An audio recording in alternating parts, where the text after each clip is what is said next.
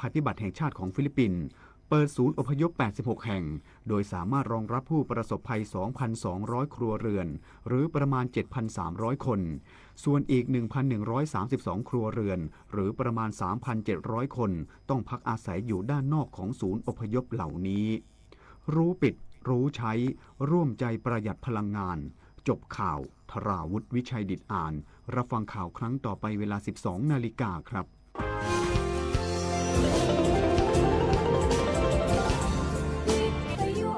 ประเทศไทยให้ความรู้คู่ความสุข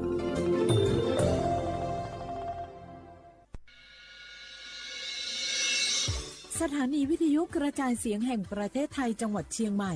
AM 1476 กิโลเฮิรตซ์สถานีวิทยุภาคภาษาชาติพันธุ์แห่งเดียวในประเทศไทยที่มีความทันสมัยเชื่อถือได้สร้างอัตลักษณ์กลุ่มชาติพันธุ์สู่สากล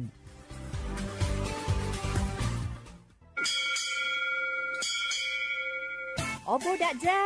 โอเบชอเปอร์เบิกสงคาปอกว่าย้อซงโอดูธรรมาสถานีวิทยุภาษาชาติพันธุ์แห่งเดียวในประเทศไทยทันสมัยเชื่อถือได้แล้วพบกันที่สวทเชียงใหม่ AM 1476 กิโลเฮิรตซ์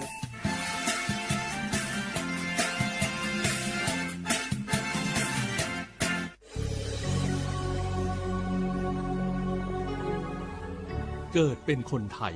เติบโตบนผืนแผ่นดินไทยจงภูมิใจในความเป็นไทยชาติไทยเรานั้นนับเป็นชาติที่มีความเป็นมาเก่าแก่ยาวนานเรามีภาษาวัฒนธรรมและมีสิ่งต่างๆที่เป็นเอกลักษณ์ให้เราได้ภาคภูมิใจในความเป็นคนไทย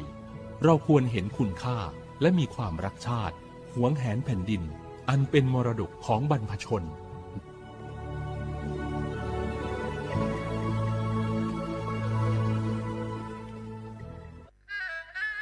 กราบก้ม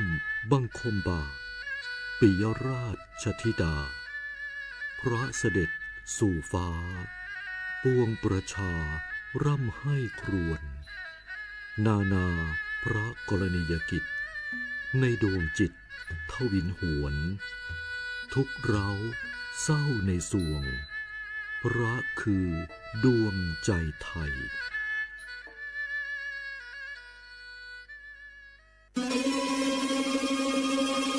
ก้าวสำคัญมาถึงแล้วเจียงใหม่นครหลวงของล้านนา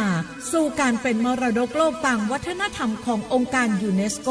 เมืองที่ยังมีชีวิตและมีประชาชนอาศัยอยู่ร่วมกันวันที่ 3-8 สิงหาคม 2569 นี้สภาการโบราณสถานระหว่างประเทศจะลงพื้นที่ตรวจความพร้อมจังหวัดเจียงใหม่ขอเชิญชวนภาครัฐเอกชนและพี่น้องชาวเจียงใหม่ทุกคนมาร่วมแรงร่วมใจพัฒนาปรับปรุงพื้นที่ทั้ง5ประตู4แจ่งตามแนวคูเมืองและ7วัดสำคัญวัดเจียงมั่นวัดพระสิงห์วัดเจดีย์หลวงวัดพระธาตุดอยสุเทพวัดสวนดอกวัด7ยอดและวัดอุโมงค์ช่วยกันดูแลให้สะอาดงดงามคงคุณค่าสถาปัตยกรรมดั้งเดิมเพื่อต้อนรับการตรวจครั้งสำคัญนี้ร่วมกันร่วมสนับสนุนเจียงใหม่สู่เมืองมรดกโลกต่างวัฒนธรรมโดยสวทเจียงใหม่สำนักงานประชาสัมพันธ์ที่3กรมประชาสัมพันธ์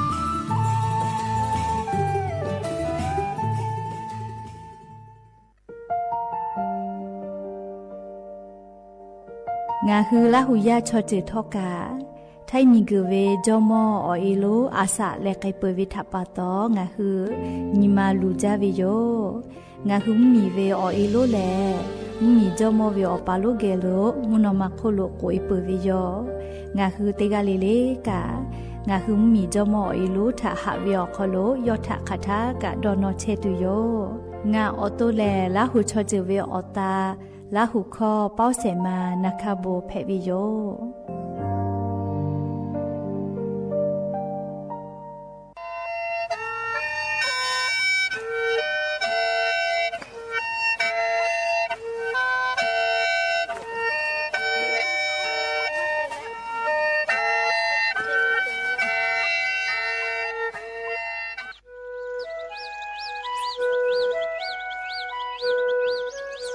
หะเว อเวียวนี่ละหุยาติกาเลถ้าตาอุยอยาเวียวคอโลละเซจ้าแล้วรายกาอบุดะเจ้าคอโลหาอยู่ลาวิโยจะได้คืนคือกากาเชเวียวคอเชเลงาคือคอยาหลอยาเข้าต่อเกือตีจังหวัดเชียงใหม่สถานีวิทยุกระจายเสียงแห่งประเทศไทยจังหวัดเชียงใหม่ AM ติฮิโอ50 กิโลเฮิรตซ์ได้ไลพองาคือละหุข้อรายการอบุดะเจ้าต่อไปเชวิโยและงานละหุข้อป้อเชเสมานักขโบเมวิโยตินีเลติชตินาลิตาและสาวุมหลอกติชนาลิทักขกายและเผือวิอยาฮินาริควายตาและก็นาริทักขกายติฮาลิเลงาคือละหุข้อรายการอบุดะเจ้าต่อไปเชวิโยงาคือละหุยาติกาลิเลกาออกคือเปตาและอเลมือทักขกายติแกละหุข้อพนาเลอเนคือละหุชอจิเกลติแกโอกาปิดะไปเทวิโย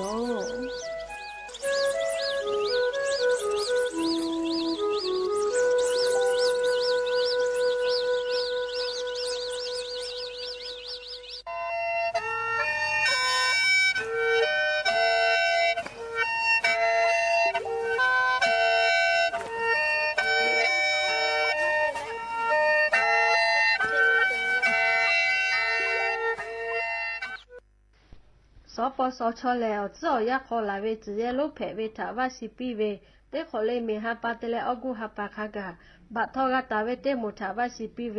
ยาฮูมาอฮาปาโคเวเตผาเตขอคาเจจะหาซาเพเวอยู่ยาเอขอฮาปาเตเลนี่ขอคากามาเปไกปุเวอานาเพเวชอเตมูอดซาอานาซัดเวอานานิมาสอานาอนุเนขออสจาอานาอลาสอานามาเรอานาอสชอเว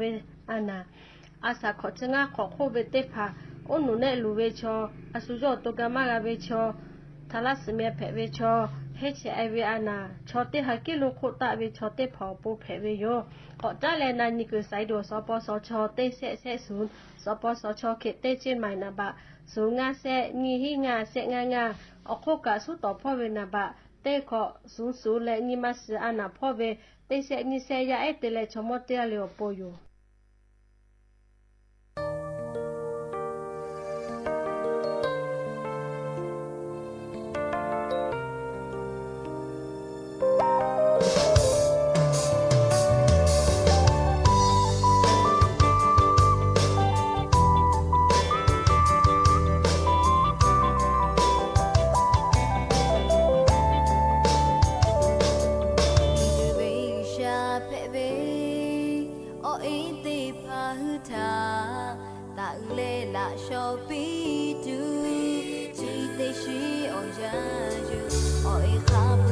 Oh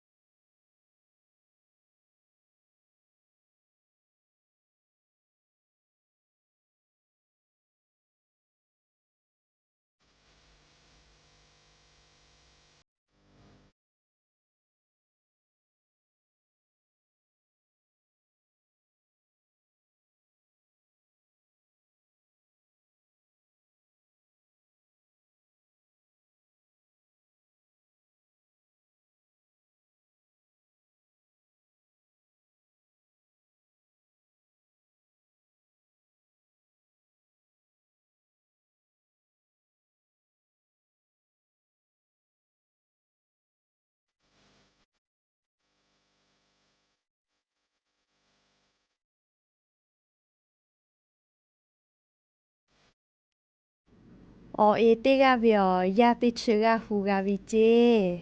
เลยยาค่ะยาติเชกะวินิมาชออเอเตกะทะฮูมากะลอจิแม่เลยกานาไกเปวิโยออีทะจะดาเวลิคอลอกชะดิซอคโลกาลาตุเวสเปเซนีเตชญินีแลงาคือไทมิงกอคโลออยอนแพวิโยชะดาปะตอเลยยาสนาวิยายานีสเปเตญอคโล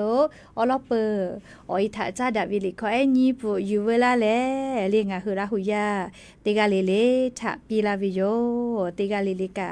อาชุยอวิออยเวอบูทะดอนอตุอโปလေခေါ်ညပိုအိုဝေလာဆဲလေလေယာတိချကအိုတိကထဟူမကဝေကိုဝေလေခေါ်ညပိုယူဝေလာလေငါခရဟူယတိကလေလေထပီလာဝေယောမဲ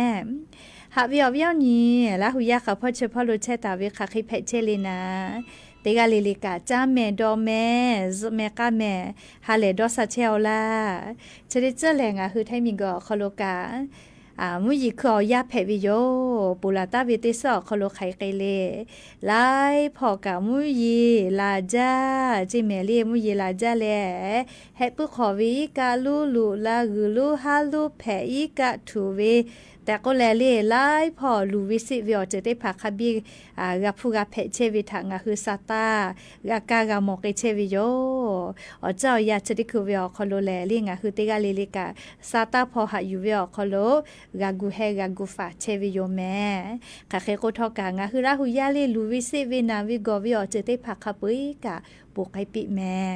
และอย่างนี้วิอยาแลจะได้สอคอโลสเปเตนีโอกะมีลาปุวิโยนาลีออยาเนียวฮักกะปูไกเวไวจ้าเลียนาลีออยางะคือถามาลอลาแม่แกกว่าอย่างนี้กะจะได้สอคอโลสเปเตนี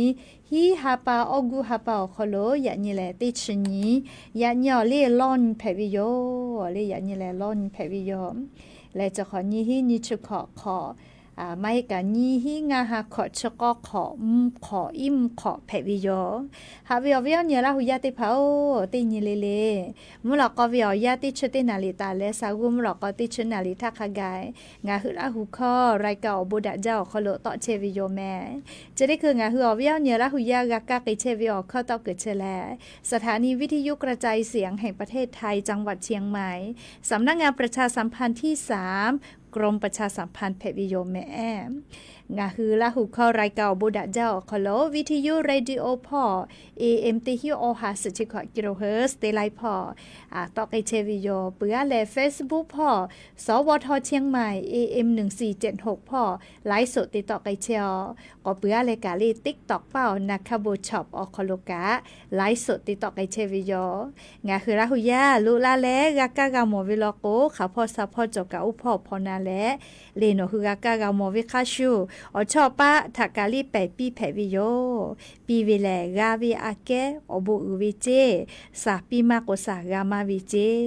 เลขกติกาเลเลกามาเชวิอบุทะฮึกาวิโลโกงาคือกะปีวินมากะจอวิแม่เฮก็ยันยิมลอกวิอยากะยูเวลาเวซาตาติผาทอกะไลรอจอตาวิโยแม่หาวิอวิอเนี่ยละหุยาติผาปุลาตาวิชเดซอคอโลกาอาโลนิมาสอคอโลกะคาจ่วยแผ่หาลาวิโยเลสดาวิชอเลมาวุมานิวิชอวิอนีเลชะเตกาเซอุเตกาเซโกโกเลยาเนเซชอมอยเสเลชอมอเซวิติมาหิแม่เลยาเนกะเซเวเลติภากนาเซเวติภากวยอุปติเหตุแผ่เลเซเวเลอาโลชดิจเวียาวคอโลเลชอสเวกามาจาแม่เลอุปติเหตุแผ่เลเซเวนาเซเวกามาจาวิโยจะรับปตองะคือติกาเลเลกามุยิคอยาวคอโลหมอทอกาเยเวกาสติตะแม่หรือเลกาเลชดิจอยากามุยิคอยาแผ่เลนอนแน่เตโกเลอานาอพุมาไลเจกาเลออกาซากาติเฮเวเลจะรับปตอวิอเนี่ยละหุยาติภาติกาเลเลกาเชซาจอซาปืตัวปูกาอายิอยู่แม่เรียงาคือเชซาจอซาปืวิอจะได้ภาษานาลากอลาไทอพุญมอเวตาเพปียาคาเลเชซาจอซาปืวิเลอพุขะจาแม่เลจะรับปตอติกาเลเลกาเลเชซาจอซาปืตัวอปูจาวิดอวิเชวิจอวิเตเจเลเลพอกาเลอายิอยู่และอาชุยอตัวยอยากาทะคะเดนหาซาดักไอเสแม่ และยันยูเวียยากาอยู่เวลาตาวิซาตาติผาทอกะไล่รอจอตาวิโยแม่จะได้คืองะคือเราเปิดติรอแลอยู่เวลาแลเกามาดักไอตุวิซาตาไล่รอจอตาวีออกคโลเลียวเราเปิดเตลองอ่ะคือเตแกตากไอตัวแหละอย่ายิงอ่ะคือเหมียวคโลแพกไอเชวิอเจ้าย่ามุชามุยิ้มกะมุฮอพ่อจ้าดาวิซาตาอลอติพัทธาอลองอ่ะคืออยู่เวลาแลเตแกกาดะเจดักไอตัวโยแม่จุยจอปากรมอุตุนิยมวิทยาพ่อซาตาปิกาลาเวงอ่ะคือมียาเตพาเตกาเลกาเลจุเดเจวิอยามุยิลามาจากอติลอโกแลสติตะจิแม่ให้ผู้ขอวิกาลูลุลาหือลูฮาลูแผเวอีกะทูเวมีปะวิชได้ผาทะกูแฮแหละฝาตะเจอยากก็จะได้สอคอโลกามุยีจอมาเห็นแม่เขาพ่อเฉพาะโลกา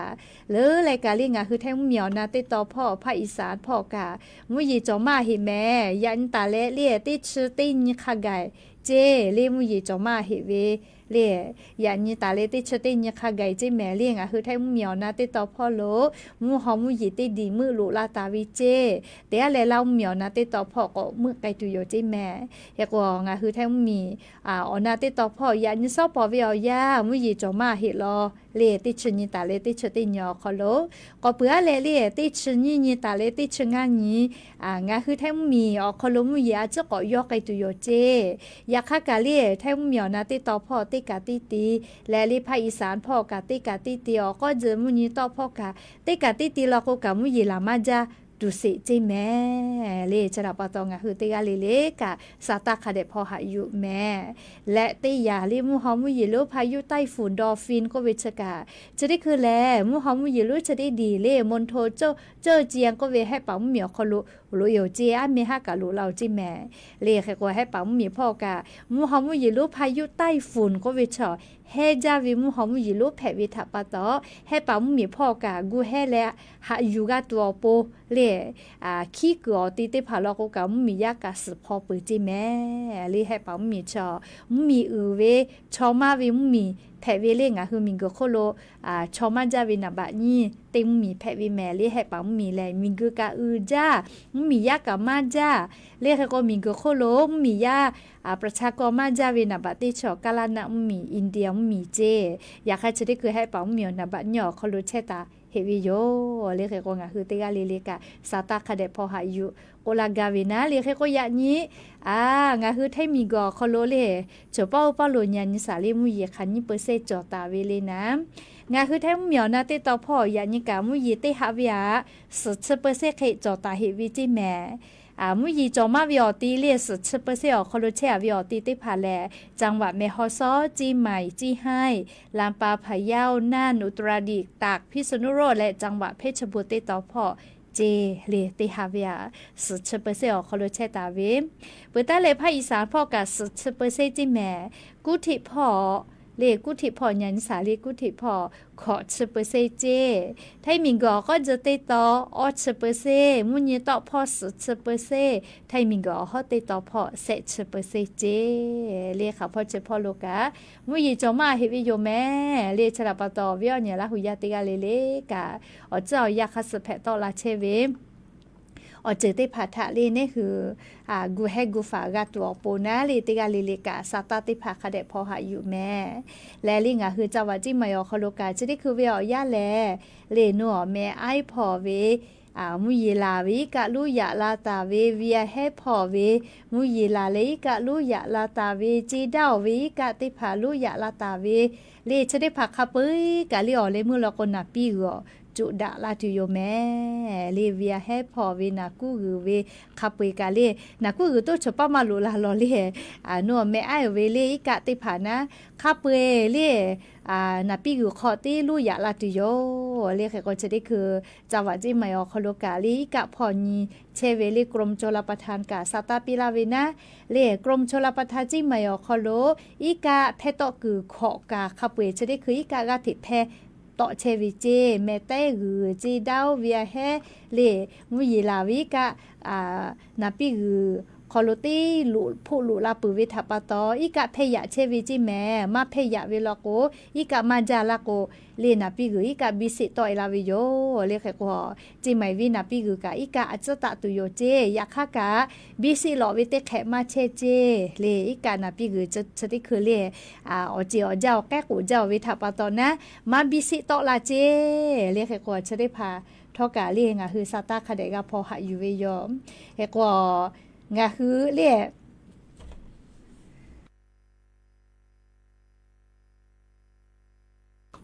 งะคือแทมเมียวนะติตอพอกะชะได้ซอคอโลเลปุลาเวติซอคอเตเลเลชะได้ซอคอโลกะอีกะกะฟาตาจอเวไลกะจอเฮวิแมลีกะทุเวกะเตกะเลนิเวตยาทาเลงะคือเวียเฮพอกะอีกะทุเวลอแมเลปุลาตาเวชะได้ซอคอโลอีกะทุแลลูวิซิเวียเจเตพากับฟูมาวิโยเลมือฟ้าพอมาโกลิเวียเฮพอแม่ไอพอจีไฮพอกาเลไลกาโยแม่เรียกแต่แล้วชุดคือเวียยานิเวตยาทางะคือจังหวัดจีใหม่เรียอำเภอแม่ไอพ่อมุยีลาจาเวทาปะโตเลอีกะลุยาลาวิเจคาเตแลงะหืมมียาเชตาเวเลนัวบ้านผาใต้เลผาใต้ชงะคือละหุยักขะโยโกมาเลผาใต้เลหมู่ติชนีตังโบท่าตอนเลติต่อพออ้ำเมฮาลิมเผลาเป้างานนาริชามุยีลาจาเลออีกะลุยาลาเลลีอาปีเยติเยกะอีกะลุชเววิเจยาคาปิตุโกพอตอลากาลอเลคาเตแลมมียาเยขอกะอีกะลูลาเลลูวิซิเวกะกับผู้วิเจเลขกว่าจะได้คือเลขี้เลกะฝาเชเวปุลาทากะติปออีกะลูบาจอวิโยเลบ้านผาใต้หมู่ติชนีตังโบท่าตอลีนะกูคือปูเป้าเชวิชอติผาออแนวจะพอเชแต่ก็แลเลียวคากูปีเวยาคาทอเลติผาลก็จิคือเยติเชคือวือมากาวิทัปตอมาพอเชกาวิกะจอวินาเลขกว่าจะได้คือเลมียานักกูรอปูเป้าเชตาเวอีกะเป้าเชวิติผาเลขปุยกะพอตอละจวิโยเลียววิญญาณเชจาวิเจจะได้คืออาปีนามีอูเลนาห้อยเลอาปีนามีอูเลนาห้อยเยนาลีอีกะอาเมียไทยกะลูฮาลูเตเลอีกะลูใบวิเจเลอยากขยอตุตุกพอตอลากาเลออตุมานานะเลเขก็จะกอบูดาเฮเลจอตาวิพุชมอจิติผาจอปุยกูกะก็จาเกาเลอยากขชอยาเวอาสาเลเลียวพวกขจาเลียสะสุกวิทยาทาจากขอมากวิทัปตอนะเลียกติกาลิลิกาคาเดกาฟาวิโยแม่เลียกจะได้คืออปตท่าตอนพ่อกะอยากก็ไล่จะจิแม่เลียมุยีลาวิทัปตอลิโนท่าตอนเลียเพื่อไม่ไอพออีกะรู้ใบเลยอยากก็ตื่นชีเวนะเลียมีฮัตตาคือกะกากาเตวิเจเลียกจะได้คือยองบ้านปากแขมพ่อหมูติชแซตาโบท่าตอนพ่ออยากก็กะไกมากกะจิแม่เลมุยีลาจาเลอีกะลูบาวิทัปตอเลขกว่าอปตเลองค์การปกครองส่วนท้องถิ่นกันนะคะเซติภากาอติคอลุยและมียะถากากะปิไกเชวิเจเลชกะอำเภอแม่ไอนะเลดอท่าตอนติดต่อพ่อมุยีลาจาวิทัปตอลูวิซิเวกาพุตาวิอลอซาตาติภายอใครเตแลเลอวิอเนี่ยละหุยาติภาจังหวัดน่านพ่อกะอีกะทุวิแม่เลจังหวัดน่านตังโบท่าวังผาศรีภูมิเลตังอำเภอท่าวังผาชติตอพอกะกูให้แลฝากวิโยลิกะกะติยาลาเชียวจิแม่เรียกว่าจังหวัดน่านกะติจังหวัดโยลีจะขอป้อยกะถูเวไวจาวินะเรียกว่าชะกาลีลูวิซิวิกาฟูกะเพตอลาเชวิอเจติพาลีงะฮือติกาลีลิกะชติจ่อคอโลซาตาติพาคาเดพอหาอยู่เลแฮปเปอร์แฮคอโล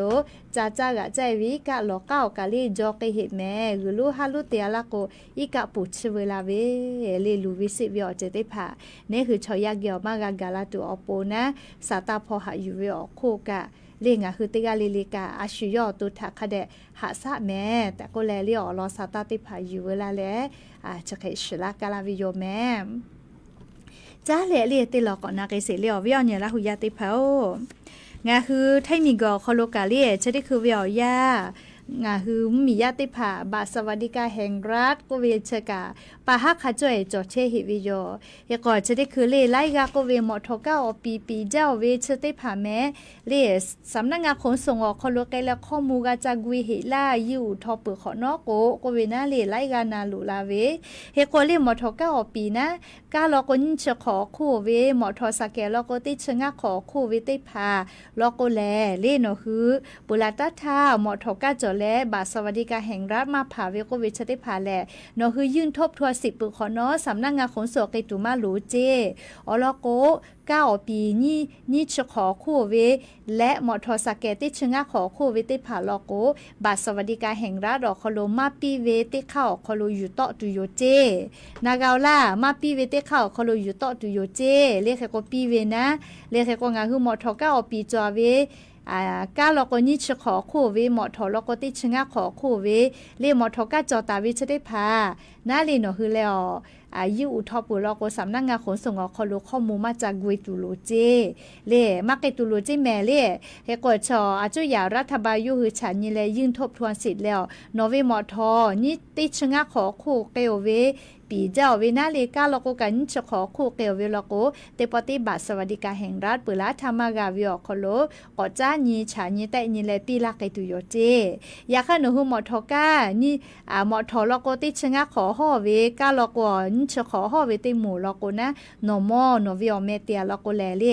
ยาปิโอเวลอกกาเลีฮะกาจากอเววิโยเลละทาโอเวนาเลสำนักงานขนส่งอคโลกาจาโอไดเวเลนอยาปิโอเวลอกนะยาค่ะมาปีเลนอยเยเชเวลอกจอชูบาสวัสดิการแห่งรัฐดอกคโลมาปีโกวิอคโลเชอวิทัปตอมากาวิโยเลนอยือุทอนกาขันยิปอยือุทอกามากาวินะเลชราปตอวิอเนละหุยาติกาเลกาลินอฮือหมอทอกาปีเจ้าวิติหมู่ลอกโกสำนักงานขนส่งอคโลไกตุมาลูเจเลคาเดนาเมกาลอกนี่ชขอคู่วิเจมอทอสแกแล้วก็ติชงะขอคู่วิเจปีเจ้าวิลอกนาเลยาค่าจอวิติหมู่ลอกนาเลเชวิอฮอจอวิติหมู่ลอกโกหากาจะยืนอุทธรเปื้อลอกโกกาเลสำนักงานขนส่งอคโลหมอทอกาพ่อปะฮะจอวิลอกโกหากาจะกุวิโยมาเฮวิลอกโกแลเลียจุยารัฐบาลเลโครงการบัตรสวัสดิการแห่งรัฐลงทะเบียนและมาผ่าวิติหมู่ท้ายื่นทบทวนสิทธิ์ลาวิอยาแหลชะได้หาปาเซชะได้หยอคโลเจติแม่ชะวิอเหนียวหาปูแกลาโกเลมาเกาจิแม่เหลียวเหนียวหาชะเวถาปูแกลาโกมาเกาเจยาก็ชะได้คือวิอยาเลียงอ่ะคือบัตรสวัสดิการแห่งรัฐเลลงทะเบียนและเผาวิชอติผากาเลข้าเปมาจะยืนยาตัวตุลาหิจิแมววิญญาละหุยาติเผาจะได้คือเลฮีเซมือกากาหิเจกุมาโครงการบัตรสวัสดิการแห่งรัฐออกคลอสติหมู่นะลงทะเบียนและผ่าแล้วมาจะยืนยาตัวตุลาเวฮีเซมือกากาหิจิแมเลขกว่ามาจะยืนยาตัวตุลามาเวนะเลมาจะเวจังหวัดติผาแลเลจังหวัดนครราชสีมาจังหวัดนครศรีธรรมราชจังหวัดอุบลราชธานีจังหวัดบุรีรัมย์และเลจังหวัดขอนแก่นจะได้เผาคโลแมมีญาแมลีบัตรสวัสดิการแห่งรัฐออกสติหมู่นะลงทะเบียนและผ่าและมาจะยืนยาตัวตุลาวิจกุมาเรียกกว่าเชกะฮะจะยืนยาตัวตุลาเจเรียมาจะยืนยาตัวตุลาวิลกว่าฮาปัสติญิติชาปาคโลมากาตาเยกไอแม่จิแม่เรียกกว่าอปีติหมู่ก็จะเลกาวิโกยืนยาตัวตุมาลูจิแม่เรียกเตและจะได้คือเรียบัตรสวัสดิการแห่งรัฐออกคโลเลลงทะเบียนแล้วมาผ่าเวติผ่านะยื่นคำล้อเหล่าเวออหลานิเซกาเจเลเตออหลานเซกาจิแม่เลเตเซกาเคกอมาตาเราจิยักขะกะมาจะยื้อคำล้อลาหิเวง่าลากะเคจอหิจิแม่เลบาสวัสดิการแห่งรัฐลงทะเบียนและมาผ่าวิติหมู่นะยื่นคำล้อเหล่าเวนะลียื่นทบทวนสิทธิ์เหล่าเวียออหลานเซกาเจใครแต่ละมาจะยื่นทบทวนสิทธิ์เหล่าเวียง่าลากะจอหิเจ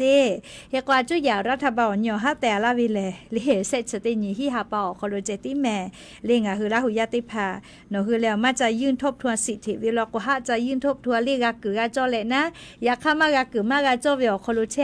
เวลาก็ติดตุมาลูนะเหลียวแล้วก็เนาะ ขันยี่ปอจะยื่นทบทวนสิกะอ๋อเราก็นอมทอกาจอเวลาก็มากาวิโยเลบาสวัสดิการแห่งรัฐมากาวิโอคอลุเชียเวลาก็มากาวิแม่ลิยาคากาคือกาจอเลมากาวิเจียเวติผาลโกนะเซชเตนีเลเซชเตนีฮิฮาปาวุสฮะจะยื่นทบทวนสิทธิ์ละจิแม่อ๋อยอฮะชวิโอหรือแกละโกยื่นทบทวนสิทธิ์วิโอยาฮูเอวิโยเจฮูเอลาก็ไขติตุเลโคโกเลนอลงทะเบียนมาเกาไม่เลกะเลนอยื่นทบทวนสิทธิ์มาเกานะแค่ก็เลมือเลอเลมือเลมือลอโกเลมักกะดาเจไขติแลโตโยให้เจ้านี่เลเลมือลอโกนอบาสวัสดิการแห่งรัฐกะคือกะจอกะมากาลาวิแม่เลแค่ก็จะกะยือจานะเลงะคือลาหุยาบาสวัสดิการแห่งรัฐลงทะเบียนเลมาผาลาเวชอติผาลอโกเลอ๋อยอยาเซชตินิวสอเลโนฮืออาเพอซานาวไกกะเพอเลชติคือเตอาเพเลเลกะ one stop service ก็เวอาเพอพอเจไม่เฮเลกะเลงะคือลาหุยาติพาหมอทกา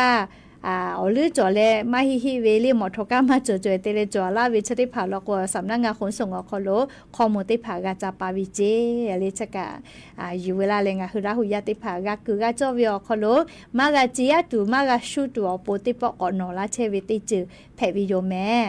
ยะก็ยะนี้ติชนีเลยะนี้แลติชนีกะปวิโยเลฮิฮาปาอกูฮาปาคโลงาคือถ้ามีกอคลกลุ่มเปราะบางก็เวเสหมู่จอเวยันยอคลฟูบากาตุเวเลอลอติโมแลชมอฟูกาวิโยเลชมอฟูยะนี้ลูลาวิโยแม่เล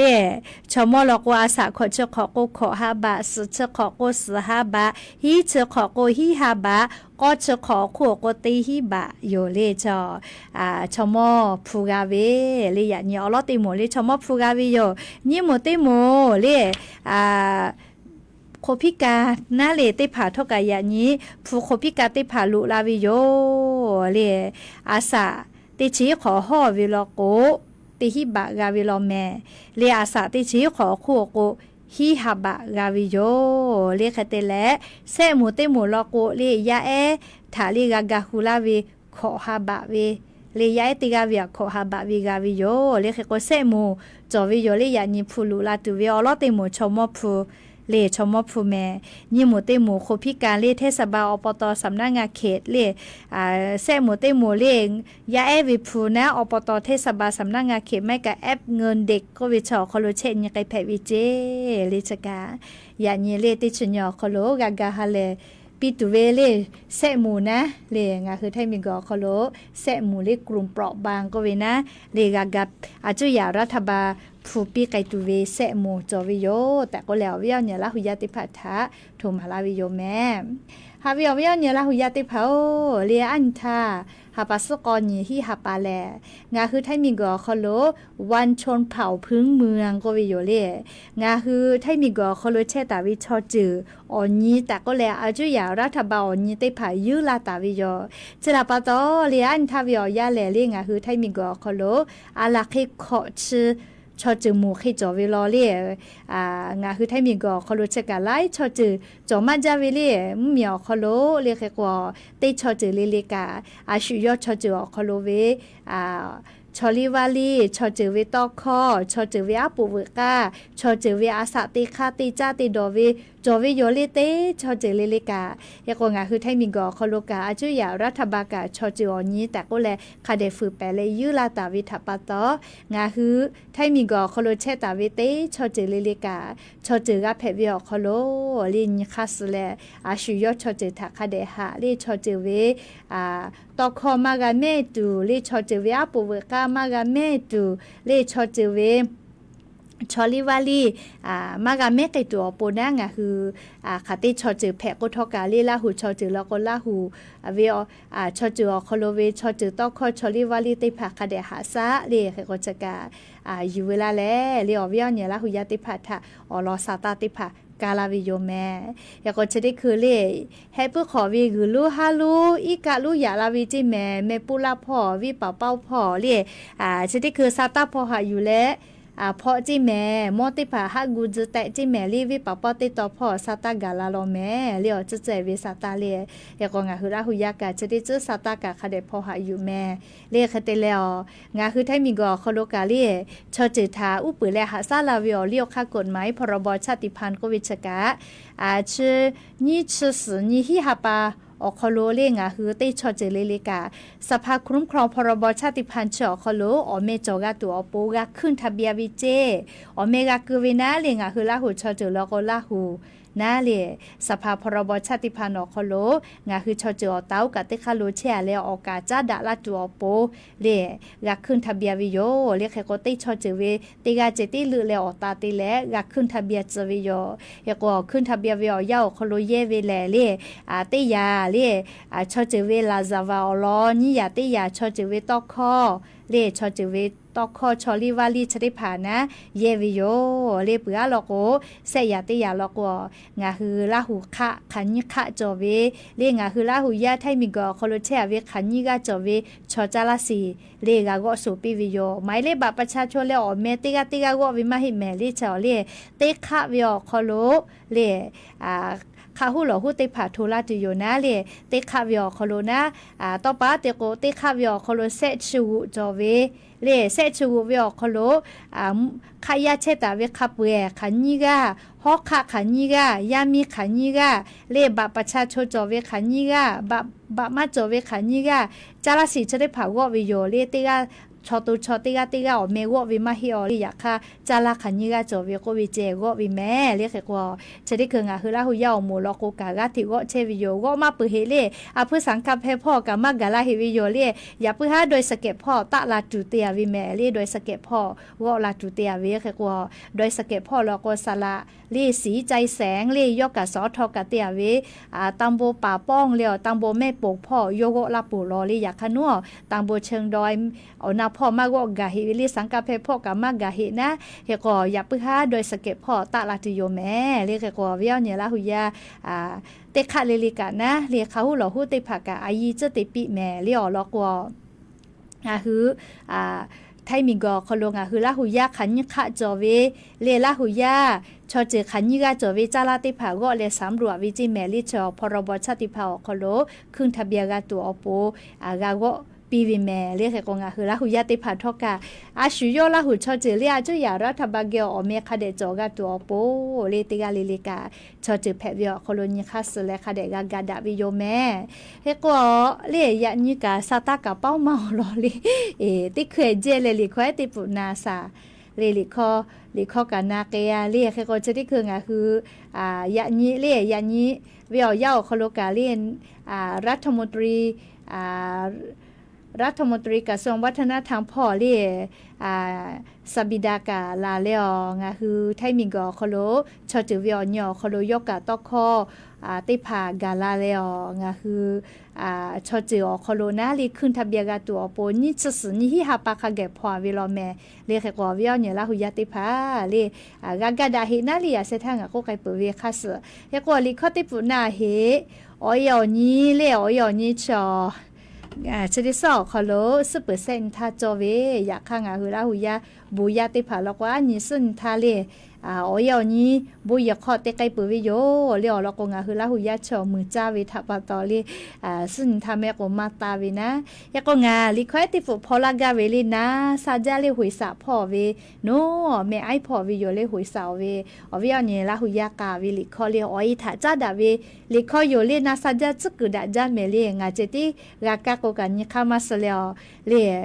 วิดีโอเวทอวิอคอ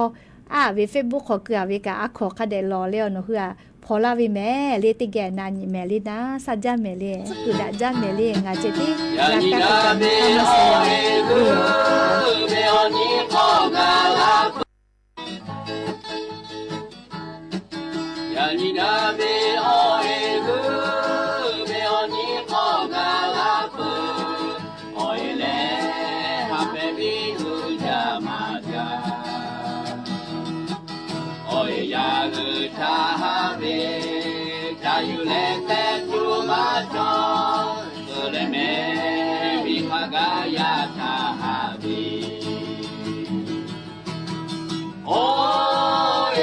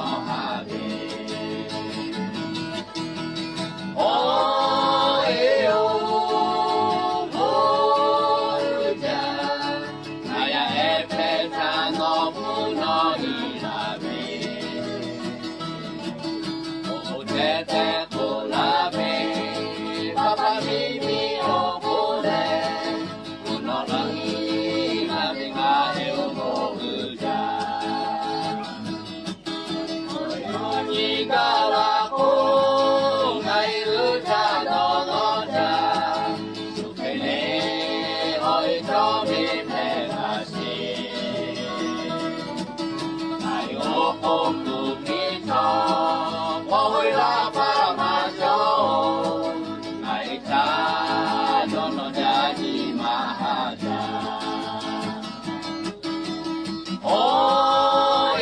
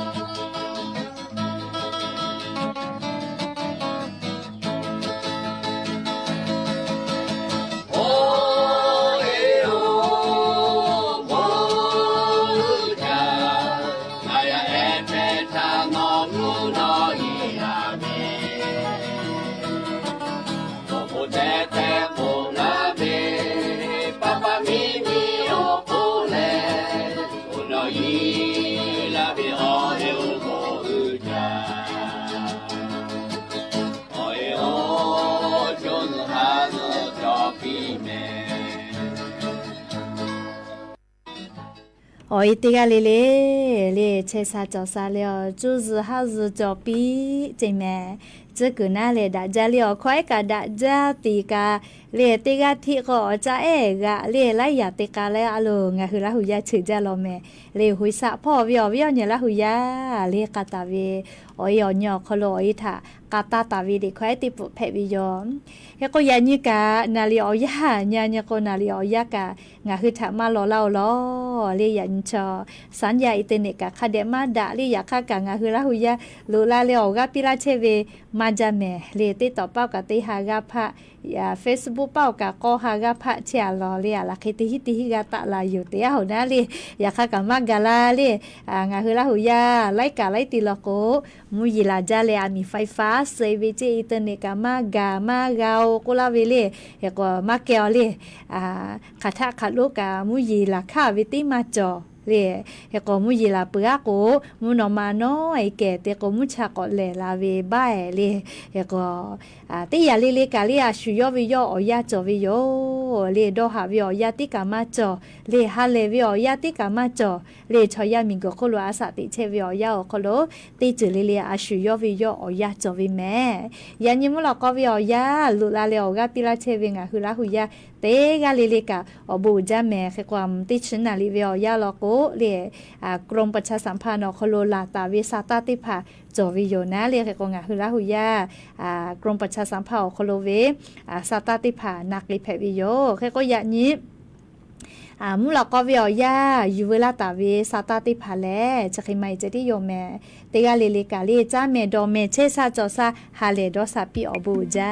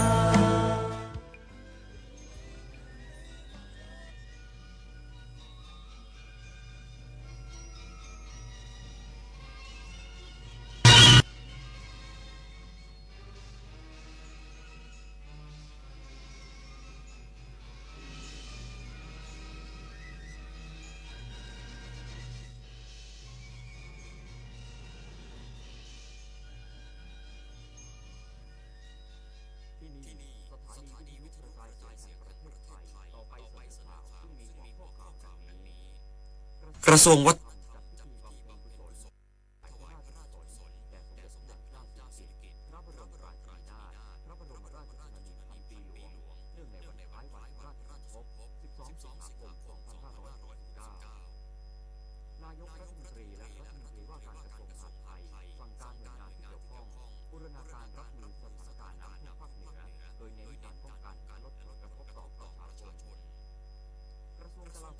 อ้างว่า